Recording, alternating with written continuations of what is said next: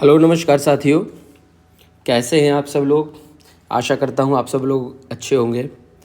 तो देखिए, आज हम लोग बात करेंगे कि समीक्षा अधिकारी और सहायक समीक्षा अधिकारी को जो सैलरी मिलती है, अब जैसे कि अभी आपको पता होगा कि डीए अब 50% हो गया है। मतलब अभी महंगाई भत्ते में बढ़ोतरी की गई है। अभी तक जो डीए था ये 46% था, जो कि बढ़कर अब 50% हो गया है। तो 50% महंगाई भत्ता होने के बाद में अब समीक्षा अधिकारी और सहायक समीक्षा अधिकारी को सैलरी कितनी मिलेगी, इस पर हम बात कर लेते हैं। ठीक है। अब क्योंकि आप सेलेक्ट होकर आने वाले हैं यहाँ पर, तो ये पता होना चाहिए कि हमको कितनी सैलरी मिलेगी, क्योंकि ये भी एक बहुत बड़ा कारण है जॉब का। एक मोटिवेशन हम इसको कह सकते हैं, एक आर्थिक गारंटी या फिर एक आर्थिक जो सुरक्षा होती है, वो तो एक बहुत बड़ा कारण है कि हम सरकारी जॉब में जाना चाहते हैं। इसके अलावा जो अन्य कारण, जैसे कि सामाजिक प्रतिष्ठा या फिर आप समाज के लिए कुछ करना चाहते हैं, या अन्य दूसरे कारण, वो भी नहीं तो होते ही हैं, लेकिन एक आर्थिक कारण एक बहुत बड़ा होता है। तो अगर हम आज इस पे देख लेते हैं कि समीक्षा अधिकारी, सहायक समीक्षा अधिकारी को जब आप लोग ज्वाइन करेंगे तो कितनी सैलरी आपको मिलती है। अगर आप मतलब इस चीज़ को ध्यान में रखें, चाहें तो एक मोटिवेशन के रूप में पेपर पे लिखकर वहाँ लगा दें इसको जहाँ पर आपने सिलेबस चिपका रखा है, ताकि आपके दिमाग में ये चीज़ें बनी रहें। अपने परिवार की जो भी आर्थिक समस्याएं हैं या कोई और अन्य समस्याएं, आप उनको समाप्त कर सकें। ठीक है। तो इधर उधर की बात ना करके सीधे अब टू द पॉइंट मुद्दे की बात करते हैं। तो हम जो है समीक्षा अधिकारी, सहायक समीक्षा अधिकारी दोनों का ही कंपैरिजन यहाँ पर करेंगे। तो ये देखिए, सबसे पहले आरओ और एआरओ। तो जैसे कि आपको पता होगा कि जो आरओ है वो राजपत्रित मतलब गैजेटेड पोस्ट है, जो कि ग्रुप बी में आती है, जबकि एआरओ अराजपत्रित पोस्ट है, जो कि ग्रुप सी में आती है। अगर हम दोनों के पे स्केल की बात करें, तो जो पे स्केल है समीक्षा अधिकारी और सहायक समीक्षा अधिकारी दोनों का ही पे स्केल बराबर है, अर्थात 9300 से 34,800 9300 से 34,800 इसका पे स्केल होता है समीक्षा अधिकारी का, और यही पे स्केल होता है सहायक समीक्षा अधिकारी का भी। अगर हम पे ग्रेड की बात करें कि किस ग्रेड में आते हैं समीक्षा अधिकारी, तो इनका पे ग्रेड होता है 4800 ग्रेड पे। 4800 पे ग्रेड होता है लेवल 8।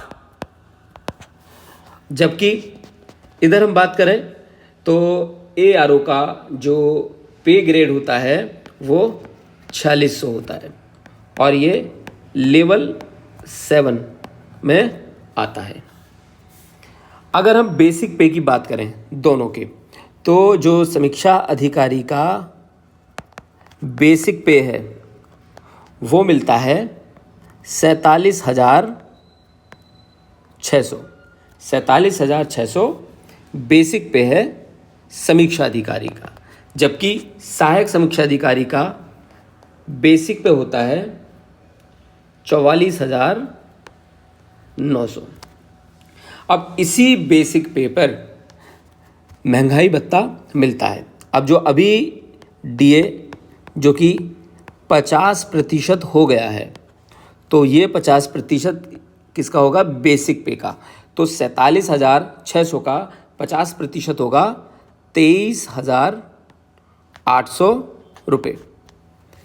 इधर हम देखेंगे तो जो महंगाई भत्ता जो 50% है वो 44,900 का हो जाएगा 22,450।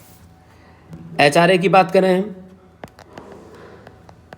एचआरए जो आवासीय भत्ता मिलता है वो समीक्षा अधिकारी को मिलता है 5,600 ₹20 जब तक कि आपको सरकारी आवास नहीं मिल जाता है। सरकारी आवास मिलने के बाद में ये जो आवासीय भत्ता है एचआरए वो नहीं मिलता है। तो ₹5620 समीक्षा अधिकारी को मिलता है, जबकि सहायक समीक्षा अधिकारी को ₹5520 मिलता है। इसके अलावा एक भत्ता और होता है सचिवालय भत्ता। तो सचिवालय भत्ता समीक्षा अधिकारी और सहायक समीक्षा अधिकारी दोनों को ही समान रूप से मिलता है। अगर हम यहाँ पर टोटल सैलरी की बात करें समीक्षा अधिकारी के लिए, तो इधर हम देख सकते हैं ये 47,600 प्लस 23,800 प्लस ₹5620 और प्लस ये ₹1,300। तो ये मिलाकर टोटल होता है ₹78,320। तो ये जो है ग्रॉस सैलरी एक समीक्षा अधिकारी की बनती है ₹78,320। इधर अगर हम देखें सहायक समीक्षा अधिकारी की, तो चूंकि सहायक समीक्षा अधिकारी का जो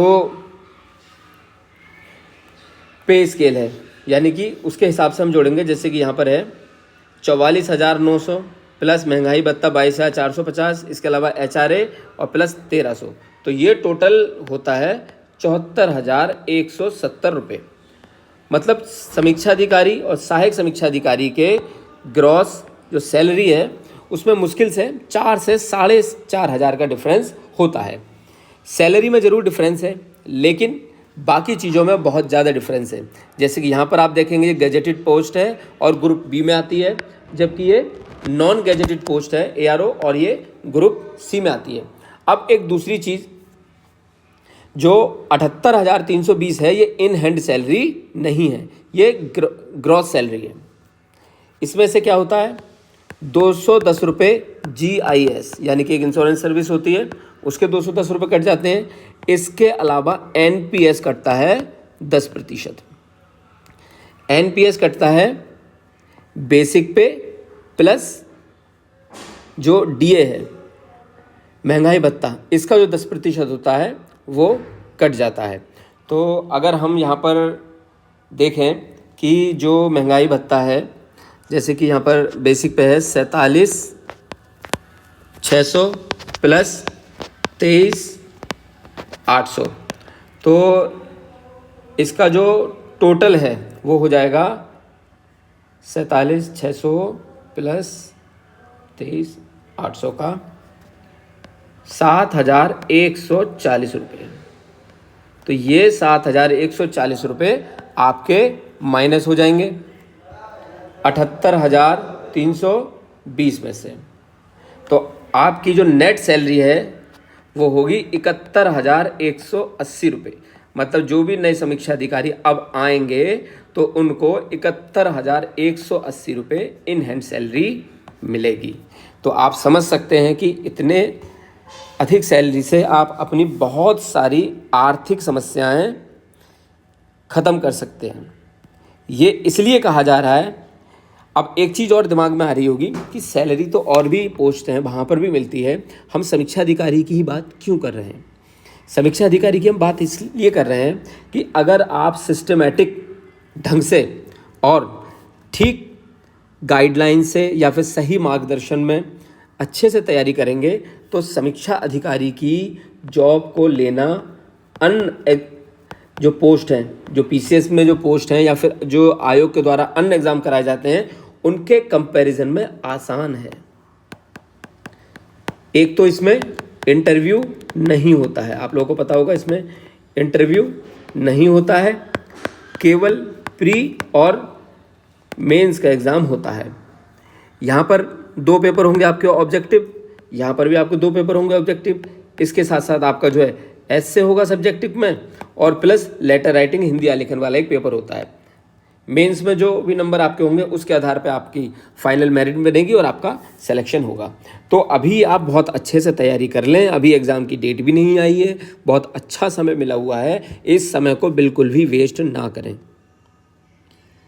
ये जो है 71,180, इसको जो है पेपर पर लिख लें सिलेबस के साथ में, आपकी पहली सैलरी अभी से प्लान कर लें कि आपको क्या करना है उस पहली सैलरी का, कहाँ कहाँ आपको वो खर्च करनी है, कौन अच्छे कार्यों में, या कौन सी ऐसी समस्याएं जो आपकी आर्थिक समस्याएं हैं जिनको आप ख़त्म करना चाहते हैं। क्योंकि ये एक बहुत बड़ा मोटिवेशन हो सकता है एक निम्न वर्गीय परिवार के लिए, एक मध्यम वर्गीय परिवार के लिए, ऐसे व्यक्तियों के लिए जो सेल्फ डिपेंड होना चाहते हैं, या और भी दूसरी बहुत सारी आवश्यकताएं हो सकती हैं। ठीक है, तो आज के लिए इतना ही रखते हैं।